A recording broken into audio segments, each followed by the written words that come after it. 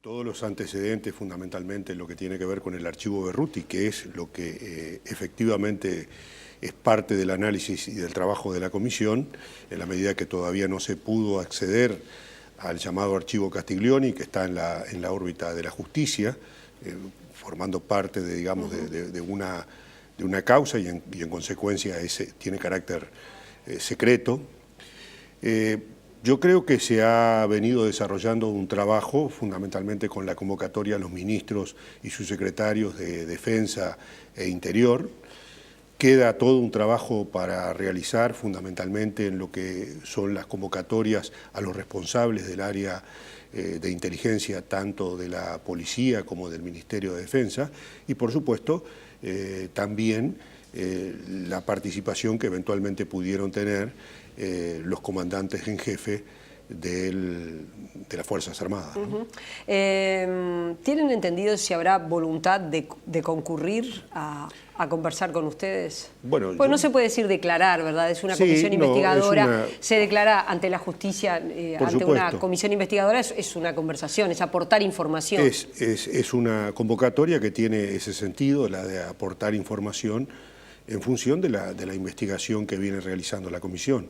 De todas maneras, uno tiene la total convicción que un aspecto sobre el cual va a versar el informe final va a ser la recomendación de que todos estos antecedentes pasen a la justicia. Hay que recordar que estos antecedentes se tienen en función de la decisión que tuvo en su momento la doctora Azucena Berruti, desempeñándose como ministra de Defensa Nacional.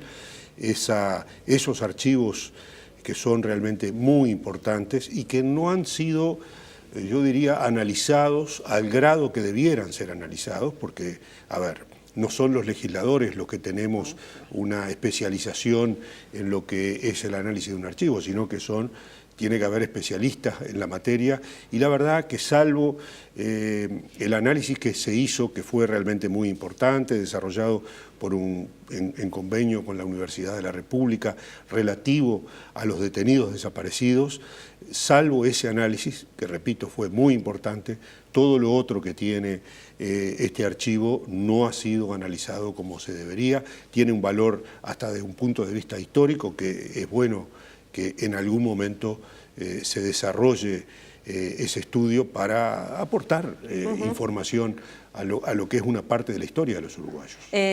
Para explicarle un poco a los ciudadanos, a los televidentes, lo que sucedía y esa información que está allí contenida es que militares y policías, ya en democracia, estamos hablando de 1985 para adelante, continuaban haciendo servicios de inteligencia. Exacto. Seguían siguiendo gente, haciendo anotaciones. Por poner un ejemplo, el diputado Iván Posada se reunió con fulano, se reunió con mengano, fue a tal lado, opinó tal cosa. ¿Es eso lo que está contenido ahí? Es eso, o sea, la realización de pesquisas secretas que se siguieron realizando en la democracia y que claramente suponen una violación a los derechos consagrados en la Constitución de la República, que tenemos todos los ciudadanos de este país. A la vez los ministros de Defensa, exministros de Defensa, perdón, que han comparecido han dicho que ellos no estaban en conocimiento, que eso estaba sucediendo, lo cual indica que ahí hay un vacío, ¿no? Hay una cosa que explicaba la doctora Berruti que me parece bien importante para entender cómo fue la estructura en particular del Ministerio de Defensa desde el 85 por lo menos hasta el ya 2005, 2006 o 2007, que fue donde se empezaron a realizar algunos cambios. Ella decía que los únicos civiles que había en el Ministerio de Defensa eran ella como ministra y el subsecretario. Todos los demás cargos, es decir, todas las divisiones dentro del Ministerio de Defensa estaban encargadas a militares o pertenecientes a otras ramas, a otras áreas de las Fuerzas Armadas en actividad. Es decir, que allí había realmente no había una participación directa de civiles, cosa que se empieza a corregir a partir justamente del ministerio, digamos, que ejerció la doctora Berruti, cuando en primer lugar se crea un cargo de director general nombrado directamente por la ministra. De ese punto de vista es entendible que muchos de estos aspectos no estuvieran en conocimiento de quienes se desempeñaron como ministros o subsecretarios dentro del Ministerio de Defensa, ¿no? Lo que da la pauta que el advenimiento de la democracia en el año 85 representó también que todas estas situaciones no se cambiaran o no se pudieran cambiar de forma, si se quiere, rápida, automática, llamémosle como ustedes Digamos quieran. que siguieron funcionando con una impronta que ya venía de la época de la dictadura, ¿verdad? Y que no se transformó hasta que asume Azucena Berruti. Hasta que allí se empiezan a hacer una serie de cambios y bueno, y se da por datos que recibe la entonces ministra, es que se accede a todo este archivo que después se digitaliza y que hoy es, yo diría, lo más importante, un documento muy importante, sí, que está en el ámbito del Archivo General de la Nación. Y es evidente que toda esta gente hacía todas estas tareas con dinero del Estado, digo, es decir, trabajaban por supuesto, con dinero del Ministerio de Defensa, la asignación de recursos, nadie hace toda esta tarea, toda esta pesquisa gratis, ¿no? Por supuesto, todo este tipo de actividades se desarrolló financiado por el propio Estado, ¿no? Allí es otro de los aspectos que importa destacar. El criterio de la comisión y de todos ustedes, que bueno, que distintas visiones de pronto no todo el mundo tiene por qué coincidir, pero la idea es enviar el expediente a la justicia. Sí, yo creo que esa es la conclusión que a todas luces va a terminar teniendo la comisión, más allá de algunos elementos de juicio que puedan de alguna manera aportarse en este último tramo del trabajo, pero es notorio que esa va a ser la conclusión más importante, en conocimiento de la realización de situaciones de pesquisa secreta sobre ciudadanos, partidos y movimientos sociales, como puede ser la propia Central de Trabajadores. Bueno, lo que corresponde es poner en conocimiento de la justicia estos antecedentes para que ésta obre de acuerdo a lo que establece la Constitución y la ley. Es evidente que nadie puede leer estos 3 millones, 3 millones de papeles que tienen allí, pero hay elementos de los que ha podido acceder que usted dice, bueno, le llaman la atención. Se lo comento porque de las cosas, por ejemplo, que han trascendido, hay cuestiones hasta personales que parecen hasta ridículas, que uno dice, ¿para qué querían saber eso? Por poner un ejemplo también banal, como por ejemplo poner, domingo de mañana el diputado Iván Posada va al supermercado, cosas así, también están contenidas en esta documentación, de la vida personal también, ¿no? De los dirigentes políticos, cuestiones que me parece que no hacen, ¿no? Sí, que no tienen relevancia, claro, pero que en definitiva formaban parte de una rutina en ese caso de seguimiento, ¿verdad? Claro. Te seguían para todo y lo registraban todo. Es así.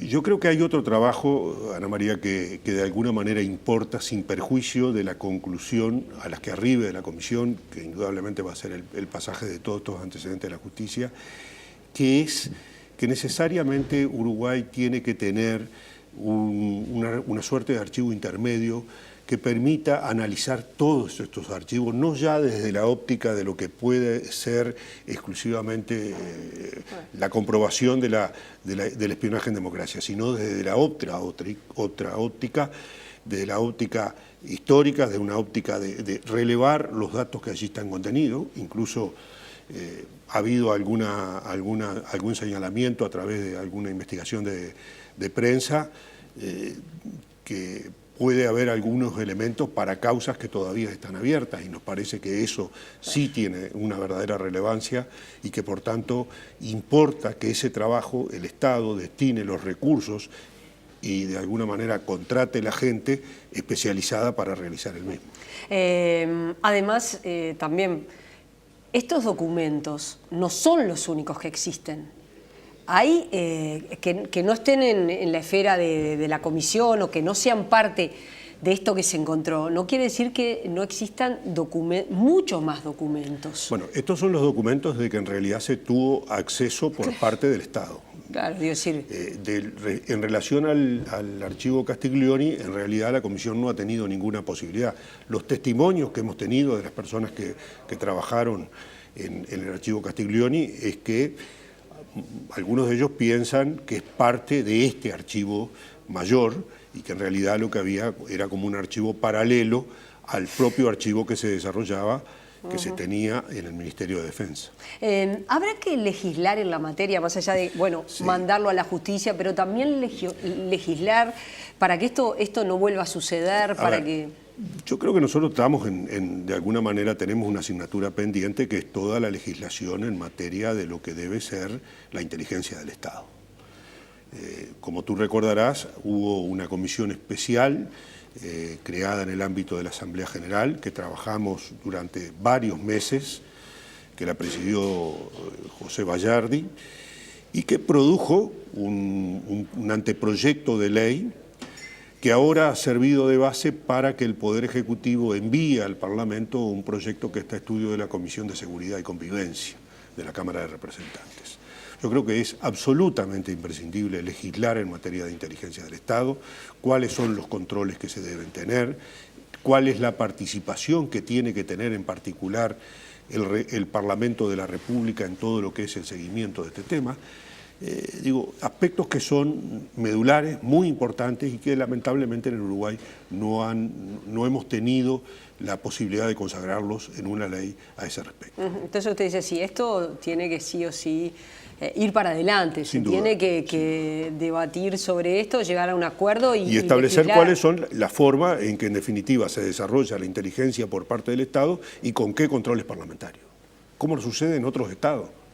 Nosotros tuvimos la posibilidad en el trabajo que se desarrolló en esa comisión bicameral de recibir, por ejemplo, todo lo que era la información de cómo se operaba en Alemania en materia de inteligencia del Estado.